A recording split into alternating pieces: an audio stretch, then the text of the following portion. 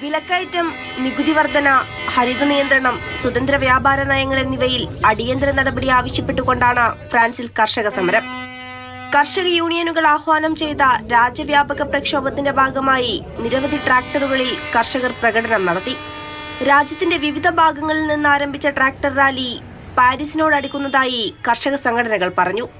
വിദേശ വിപണിയുടെ കടന്നുകയറ്റത്തിൽ നിന്ന് കർഷകരെ സംരക്ഷിക്കുക, കൃഷി സംബന്ധമായ ബില്ലുകൾ പാസാക്കുക, കാർഷിക വാഹനങ്ങൾക്കുള്ള ഇന്ധന നികുതി ഇളവ്, കാർഷിക സബ്സിഡികൾ നൽകൽ, ജൈവ കർഷകർക്കുള്ള അടിയന്തര സഹായം തുടങ്ങിയ ആവശ്യങ്ങളും കർഷകർ മുന്നോട്ട് വയ്ക്കുന്നുണ്ട്.